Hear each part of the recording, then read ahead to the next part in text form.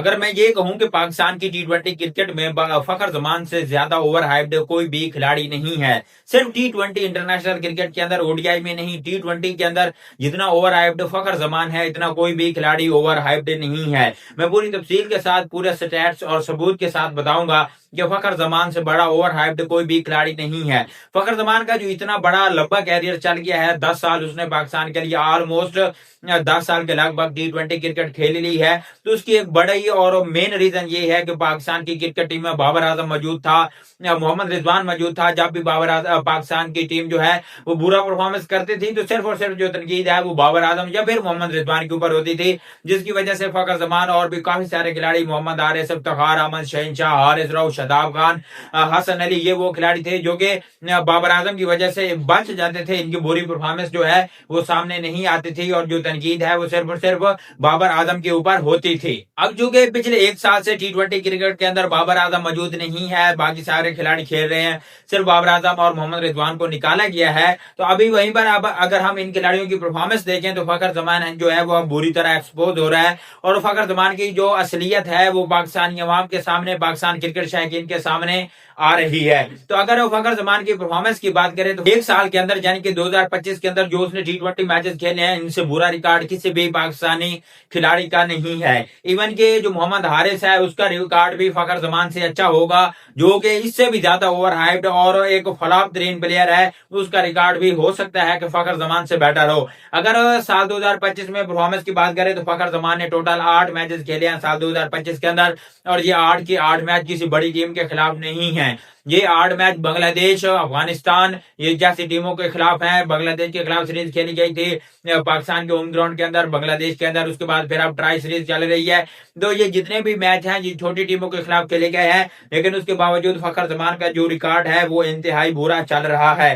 अगर 8 मैच के अंदर फखर जमान के रन्सों की बात करें तो 152 रन हैं, जो कि उसकी अगर एवरेज की बात करें तो सिर्फ और सिर्फ 19 रन की एवरेज बनती है। टॉप ऑर्डर का खिलाड़ी, नंबर 3 पर खेलने वाला खिलाड़ी, एक सीनियर तरीन खिलाड़ी बाबर आजम और फखर जमान की अदम मौजूदगी में पाकिस्तान क्रिकेट टीम के अंदर जो सबसे सीनियर खिलाड़ी बचता है वो फखर जमान है। लेकिन उसके बावजूद उसकी परफॉर्मेंस जो है वो उस तरह की नहीं है। अगर स्ट्राइक रेट की बात करें तो 116 का स्ट्राइक रेट है उसका 2025 के अंदर, जो कि फखर जमान का एक सबसे ज्यादा बात की जाती है कि फखर जमान से ज्यादा तेज खेलने वाला कोई भी खिलाड़ी पाकिस्तान क्रिकेट टीम में मौजूद नहीं है, जबकि हकीकत इसके बरअक्स है। जो फखर जमान है इसका स्ट्राइक रेट इतना ज्यादा नहीं है, इसलिए इसका सिर्फ हवा बना हुआ है कि इतना तेज खेलता है, इतना तेज खेलता है, जबकि हकीकत ऐसी नहीं है। हकीकत में फखर जमान से ज्यादा बेकार किस्म का खिलाड़ी टी20 इंटरनेशनल क्रिकेट के अंदर नहीं है, जिसने साल 2025 के अंदर सिर्फ और सिर्फ 152 रन बनाया है और स्ट्राइक रेट भी 116 का है। अगर इन 8 मैचेस के अंदर उसके छक्कों की बात करें तो 8 मैचों के अंदर छक्के भी सिर्फ और सिर्फ 4 हैं। अगर हम फखर जमान के नंबर 3 पर खेलने की परफॉर्मेंस की बात करें, क्योंकि अभी जो फखर जमान है बाबर आजम और मोहम्मद रिजवान के निकाले जाने के बाद वो नंबर 3 पर खेल रहा है, तो अगर हम उसके नंबर 3 के स्टैट्स की बात करें तो नंबर 3 पर फखर जमान ने अब तक 31 इनिंग खेली है।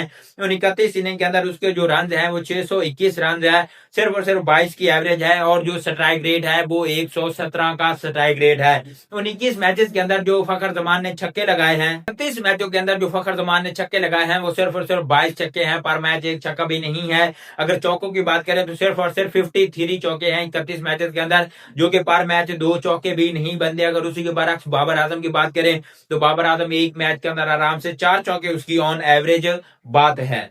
अगर वहीं पर बाबर आजम की नंबर 3 पर परफॉर्मेंस की बात करें तो बाबर आजम ने 32 मैचेस खेले हैं, फखर जमान ने 31 मैचेस खेले थे। फखर जमान ने भी बल्कि 32 मैचेस खेले हैं। अभी जो कल अफगानिस्तान का मैच था अगर वो डाला जाए तो उसके भी 32 मैचेस हो जाते हैं, जबकि बाबर आजम के भी 32 मैचेस हैं। फखर जमान के 32 मैचेस के अंदर सिर्फ और सिर्फ 621 रन थे, जबकि बाबर आजम के 1166 रन हैं। फखर जमान की जो एवरेज है वो 22 रन की थी, जबकि बाबर आजम की एवरेज जो है वो 44 रनों की है, 44 रनों की एवरेज है। तो फखर जमान का स्ट्राइक रेट 117 का था, जबकि बाबर आजम का स्ट्राइक रेट 127 का है। फखर जमान के छक्के जो हैं वो सिर्फ और सिर्फ 22 छक्के थे, जबकि बाबर आजम के 23 छक्के हैं। इवन के बाबर आजम को समझा जाता है कि ये टी20 का प्लेयर नहीं है, इससे छक्के नहीं लगते, उसके बावजूद उसके फखर जमान से एक छक्का ज्यादा है। अगर फखर जमान के चौकों की बात करें तो फखर जमान के टोटल चौके 53 थे, जबकि उसी के बरअक्स बाबर आजम के जो चौके हैं वो 114 चौके हैं, यानी कि बाबर फखर जमान के डबल से भी ज्यादा चौके हैं। तो ये वो बाबर आजम की परफॉर्मेंसेज हैं। नंबर 3 पर खेलते हुए बाबर आजम की 32 इनिंग के अंदर 11 हाफ सेंचुरियां हैं, जबकि फखर जमान की टोटल 11 हाफ सेंचुरियां हैं पूरे इंटरनेशनल कैरियर के अंदर, जबकि बाबर आजम की सिर्फ और सिर्फ नंबर 3 के ऊपर 11 सेंचुरियां मौजूद हैं। उसी के बाद जो फखर जमान है उसने नंबर 3 पर खेलते हुए सिर्फ और सिर्फ 4 हाफ सेंचुरियां बनाई हैं, इससे ज्यादा नहीं है। 31 मैचों के अंदर सिर्फ और सिर्फ 4 हाफ सेंचुरी, यानी कि 8 मैचेस के बाद उसकी 1 सेंचुरी आती है, जबकि जो बाबर आजम है उसकी 3 मैचेस के बाद हाफ सेंचुरी, सॉरी, फखर जमान की 8 मैचों के बाद 1 हाफ सेंचुरी आती है नंबर 3 पोजीशन के ऊपर खेलते हुए, जबकि वहीं पर बाबर आजम जो है वो 3 मैचों के बाद 1 हाफ सेंचुरी लगाता है नंबर 3 के ऊपर खेलते हुए। तो ये जो स्टैट्स हैं, ये जो रिकॉर्ड है, ये रन बनाने से बनते हैं, खामखा नहीं बनते, इसके लिए रन बनाने पड़ते हैं। ये मैं बात इसलिए कर रहा हूँ कि बहुत सारे लोग जो हैं वो बाबर आजम को स्टैट पैटर कह रहे होते हैं कि ये स्टैट पैटर है जो स्टैट के ऊपर सर्वाइव करता है। भाई साहब, जो स्टैट्स हैं वो रन बनाने से बनते हैं, खामखा सोशल मीडिया के ऊपर हवा बनाने से स्टैट्स से नहीं बनते। जो स्टैट्स हैं वो रन बनाने से ही बनते हैं।